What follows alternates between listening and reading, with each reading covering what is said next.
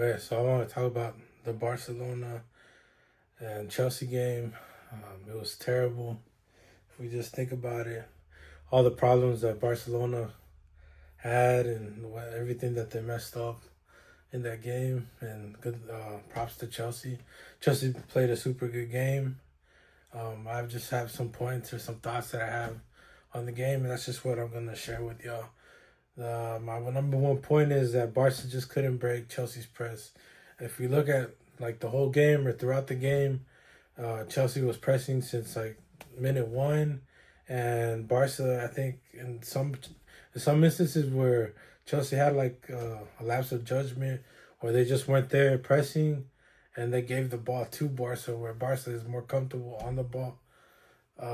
You saw some occasions, especially the occasion where Ferran Torres like had a one on one. Basically, he got like a pass from, I don't know if it was Fermin, and he was one on one against the goalkeeper against Sanchez, and he just skied it. I don't. He didn't sky it, but like he kicked it like right beside the post. I mean, we're supposed to make those.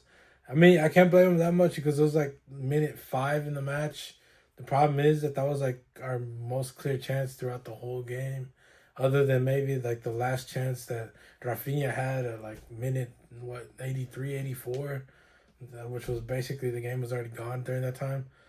I see a lot of people like getting mad at Ferran, but they shouldn't be getting mad at Ferran because, like, I mean, we didn't really create that many chances to have like that many chances. I know everyone's getting mad at him and they're saying that he needs to be making those, but it was literally one chance. You're gonna get like if we were playing on our game, if we were playing how we were supposed to since minute one, like Chelsea was, we would have had way more chances and like we would have had way more of those. It is true in this type of game, we do have to be more clinical. We do have to be more efficient. And I don't know, maybe if Rashford was on that one on one against Sanchez, I'm pretty sure he would have made that. But I don't know. That might have been Hansi Flick. I don't know why he just didn't start Rashford from the start. But the main thing is like Barca just couldn't deal with Chelsea's press.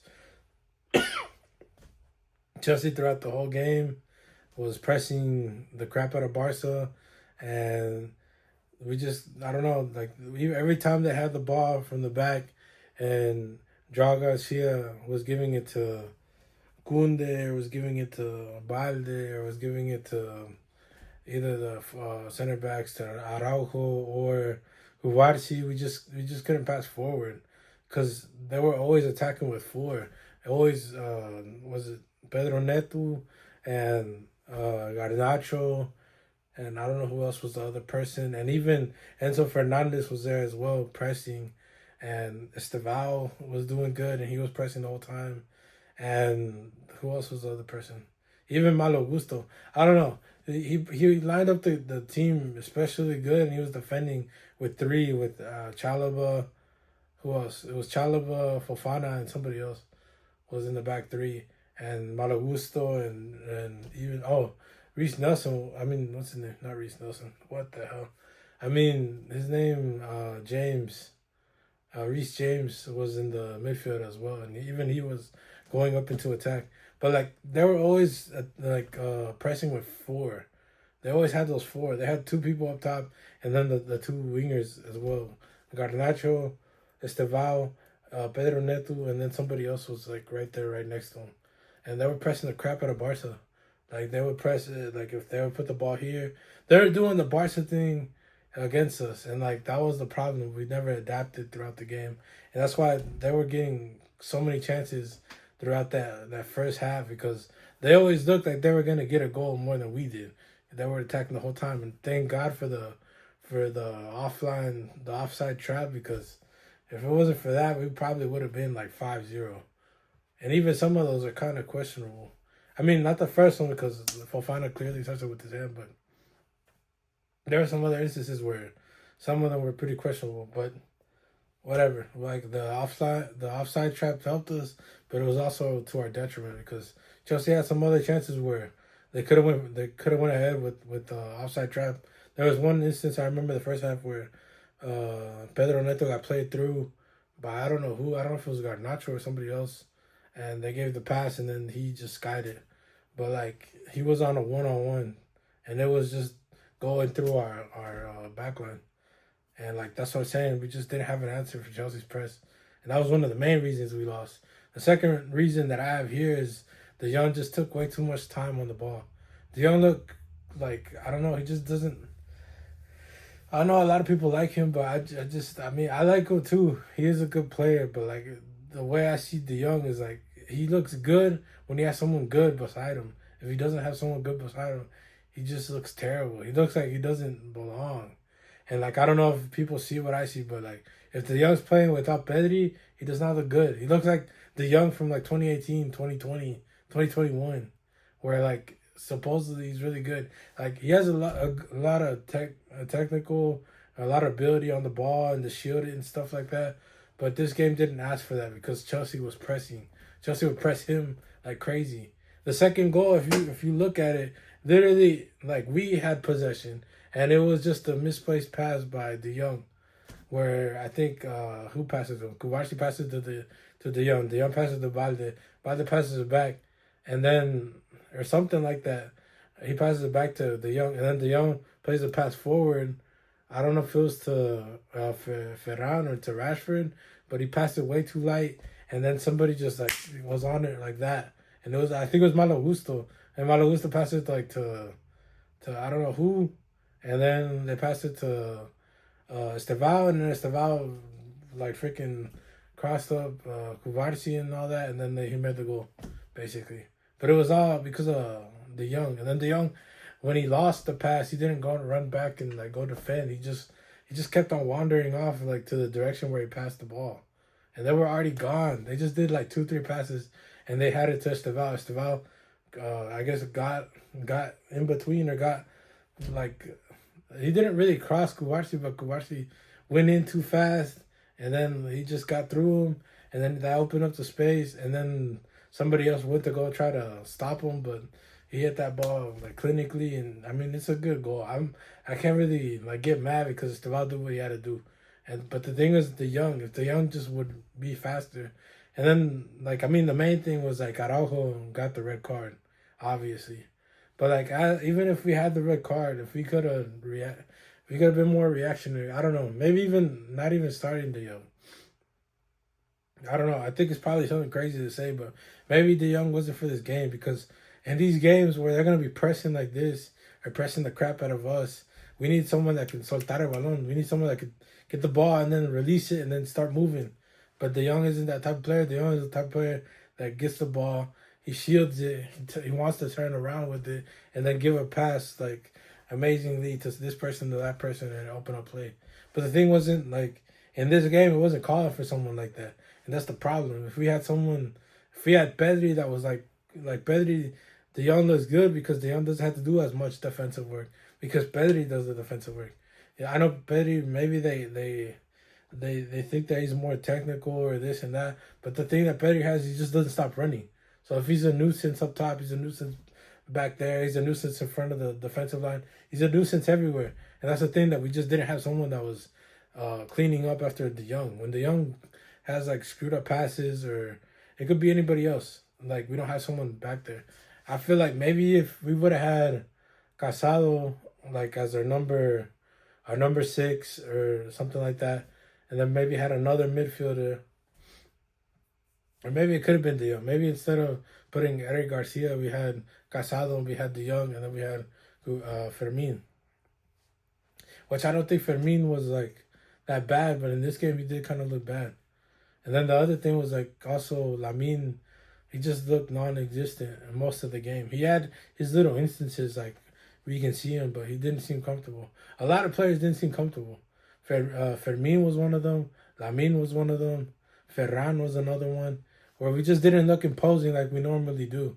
Where like there was instances where maybe the defense could get it to the midfield and then the midfield finally got it to one of our forward players, and our forward players would want to do kind of what they normally do where they want to take someone on and then give a pass to either Lewandowski or Ferran in space. And I don't know, we only created like one of those good chances, which was the one that Ferran had like at minute 5, minute 6, and we were clinical.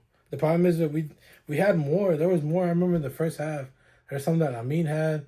There's some where Ferran would get the ball, and then like there was one that just it got messed up. I don't know what happened. where it was like almost a 4-on-2. And Fermin, like he had the options. He could have went with Ferran or he could have went with Lamine, and he went with Lamine. And for some reason, I don't know what Lamine did, and he just like skied it or something, or it got played off a defender, and I don't know. Another thing was like we were looking too much for the calls. Like Lamine was looking way too much for the calls, and this game didn't ask for that. Like, if you're gonna face an English team, you cannot be just asking for, or like falling on the floor and then waiting on the referee to call something because he's not.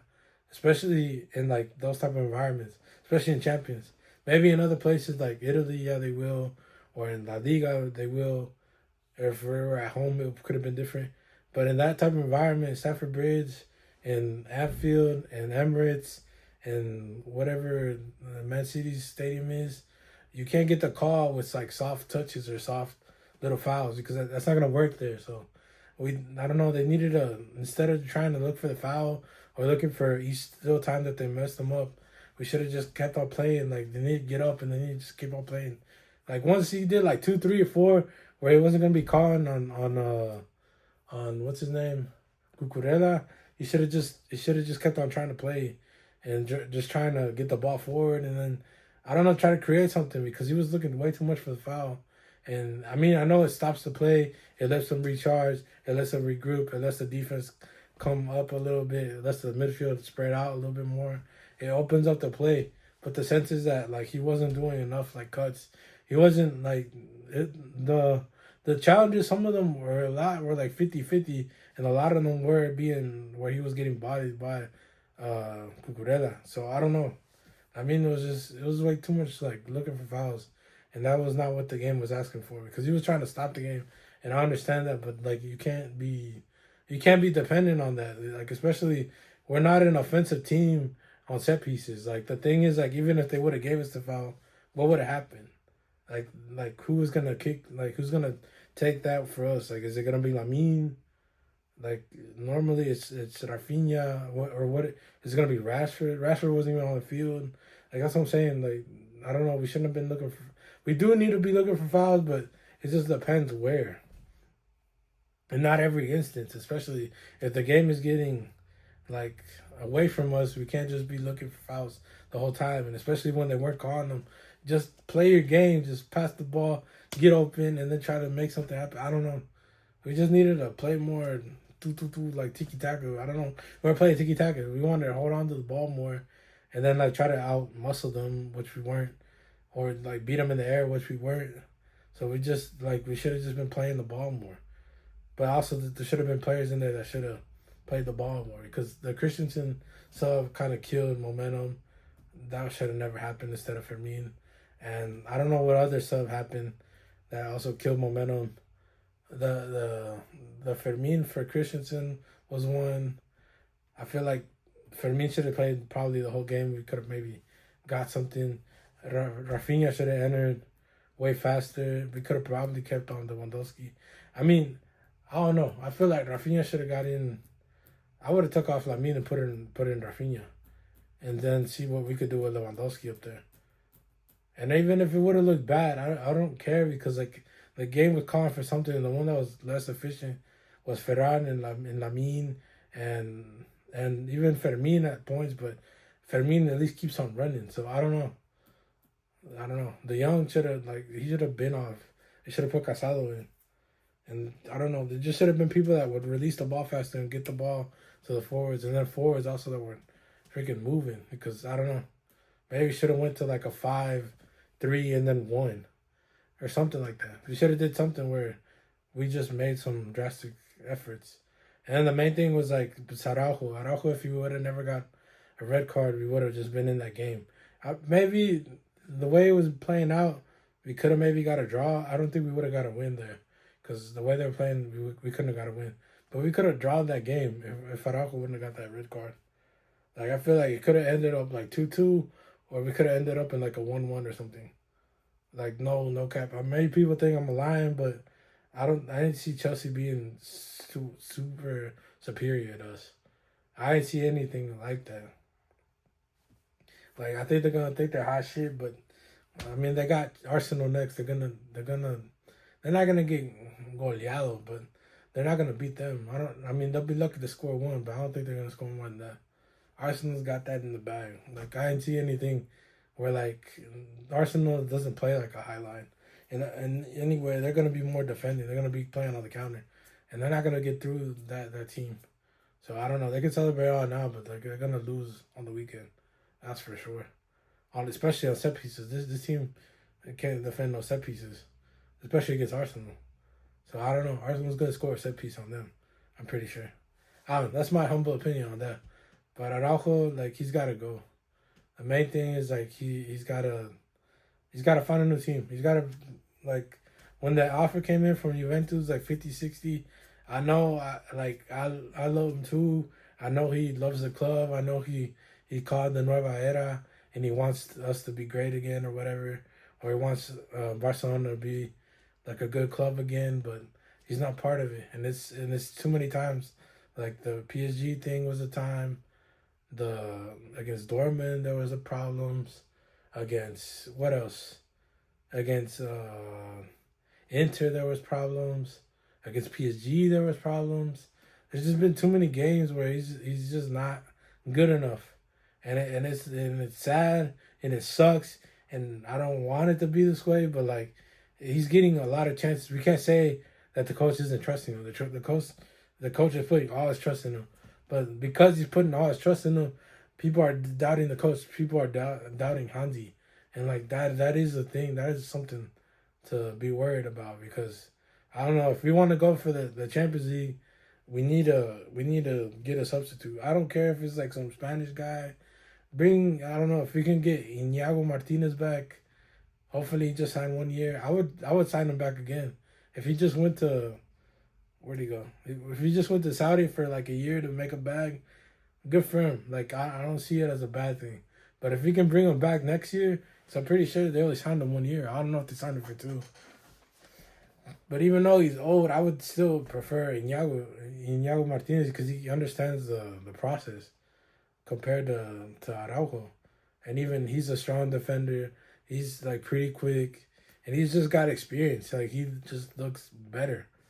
And I would rather have Iñigo Martinez than Araujo any day. I think a lot of people would. But if he signed for Saudi and he's just there for a year, hopefully we can bring him back. Like hopefully we can bring him back on a free. Because I know he loves this club, and I would rather have him and then bring some other I don't know, some other. We need a right back as well. We need Kunde needs competition because it's not working out with Kunde anymore. Kunde from last season and Kunde from this season are two different things. Right now he's rated like an 87, and then I remember in EAFC from last year he was rated what, like 85, 84. Like right now he's playing like Kunde 84, 85. And last year he was playing at the 87 level. Because right now he's not playing anywhere close to that. Especially off that goal. And just a lot of games where he's just like, he just doesn't seem focused. Or he doesn't seem like in the game like he normally used to be. Or I don't know. Or where he was playing 1-2s off Lamin. It just doesn't seem like how it used to be. I don't know what's gotten into Kunde. I don't know if his mind's off football. Something's wrong with Kunde. Because like he doesn't seem like the same person from last year. And it's I've seen it in many games. It's not just this game. And then the main thing is like also Pedri is missing, Rafinha is missing. I know once we have them two and like most of our team, and then you can sprinkle in Rashford in there and stuff like that, and we're gonna have a really good offensive team. The only good thing that happened about this game is that we see this problem with Araujo now, and that it happened. I'd rather it happen right here in the group stage where I know we're gonna go through. I know a lot of people are like saying this and that, but like we could still probably qualify top 5, hopefully, or top 6, and then those are usually like the good places to qualify. I don't think we're gonna be even lower than that. I don't think so, because I don't think there's that many teams that can beat us. Maybe the way we're playing, there could be, but I don't know. I doubt it. Chelsea was a good opponent, but it's not like they were amazing, because Chelsea's too bipolar. I don't know. In my opinion, they're too bipolar because they're doing good right now. They're on a good run. They're doing especially good because they don't have Cole Palmer, and they're gonna be way better once they get him back. But like, I don't know. They'd be losing to random ass teams. Like they could lose to Aston Villa or they could lose. Like obviously they're gonna lose to Arsenal, but they could be losing like to Man City. They could lose to Liverpool or whatever. I think they beat them, but they barely beat them, and that Liverpool was trash. So I don't know. I don't see it because like they're almost like Man United level, in the sense that like you know how Man United gets boasted up and like put on the pedestal, and everyone talks so good about them, and like usually what they might win a game, win 2 3 games, a draw, and then they lose like 2 3, and then they're back into that little stint. That's Man United's form for like the past I don't know how many years, and Chelsea kind of has that about them. Like if they've been winning, well, like the past 2 3, and then plus this Champions League game, and they continue winning like the next 5 games, then maybe I might change my mind. But I don't see it like that. Like they're the finished product because they have way too many players. Well, I don't know the 11. Like Maresca is a good coach. I'm not gonna lie, but the strategy from Chelsea, it's not it's not sustainable. I don't know. Unless like what they're doing with Strasbourg and then Chelsea, and then I don't know what the other club is. Like that could work, and it seems like it is working. Where they seem like they get young players to send them to Strasbourg, and then whoever is good from Strasbourg is gonna go to Chelsea. That could work. I don't know, but they be signing too many players. They don't have a plan for them, and a lot of them get like just sold or they just like bleed through the rubble, and like they don't pan out like how we think they will. And unless you're like a super great player, you're not gonna be seen in Chelsea. Well, which is good because like they have the best of the best, but it's not like I don't know. It's not consistent. Is what I'm saying. They bought I don't know how many defenders, and we still don't know the best defender for them. They have a super great midfield, but their forward line like they don't have a number 9. They have the Lab. I don't know. Maybe me just hating, but whatever. That has further to do from the point. Hopefully, Barcelona could solve this stuff, and we can get back on track, and we can sell Araujo, and buy like 1 or 2 good center backs, and buy a right back, or maybe buy a right back and a center back, and then with La Masia boys like they can fill in the cracks because I don't know Kunde and Araujo. They're playing back. Like Araujo especially, we need to get him out. Like I don't all this lovey dovey stuff. We need to stop with that, bro. He's been given too many chances, especially now. He's the main man, and he's like fracasando in the big games. And like it's cool if we can freaking beat Getafe, if we can beat Rayo, even though Rayo's doing good this year, or we can beat I don't know Elche, and we can beat all these little lower or bottom of the half division teams or bottom of the table teams, but the top 5 or in the Champions League where we really need to depend on our best players and we can't count on them, especially our captain. It's not good enough, and we can't say nothing where he's not getting chances. It's just I don't know. He's just not good enough for Barca, and it's sad to say. And we want him to be there, and I do too, but he's just not. He's not good enough, and it just needs to be. So I don't know. Yeah, I feel like he's gonna shine somewhere else because in certain teams he could be useful if he has someone coherent and someone better alongside him, where he can maybe not do rash challenges. Because I feel like sometimes he does them because he doesn't think that the person next to him could probably help him. He doesn't think in Kubarsi's level where he can cover that. Maybe Kunde's doing too much stuff where he loses the ball, he loses track, and like the players like 1-on-1, and maybe Araujo does these crazy things for that reason. It could be I don't know. It could be a reason where he just doesn't believe in the people around him, and maybe if he's in like a solid defense. I'm not saying if he goes to Arsenal he's gonna be amazing, but I wouldn't doubt it. Maybe the way I've seen Arsenal play and with the defenders they always buy and how defenders look under them, they look so solid and so amazing. Like maybe Araujo in Arsenal could like turn into like a world class defender, which would be crazy. But like the way Arteta's turning most of these defenders into like freaking like S class tier or whatever, like that maybe that could be something good for him. I don't know. I'm not saying he should go to Arsenal, and I don't think Arsenal should buy him either. But I wouldn't be amazed if he went to a team like that. In Juventus, maybe he could be like that. In Italy, maybe he could be really good because it's also Italy. The Italian league is a school for defenders. But like we need to move on from him, and we need to buy a good one. If they're going for Bastoni, I think that's a good enough that's a good profile because Bastoni on the ball is so underrated, and I rate him a lot. And like Bastoni, he's got the height, he's got all these other qualities that we normally don't have in our defenders. Which if we lose Araujo, we should get someone. And it doesn't have to be 6'4", but should be at least 6'2" and above. So if we do get Bastoni, we get even more height. So I don't know. I would go for Bastoni, or if it's not Bastoni, then it could be somebody else. But get someone I guess tall and that's good with the ball. That's basically the main thing, and then that's coherent at defending, especially with the high line. And those are just my thoughts that I gotta share to y'all. Like and subscribe.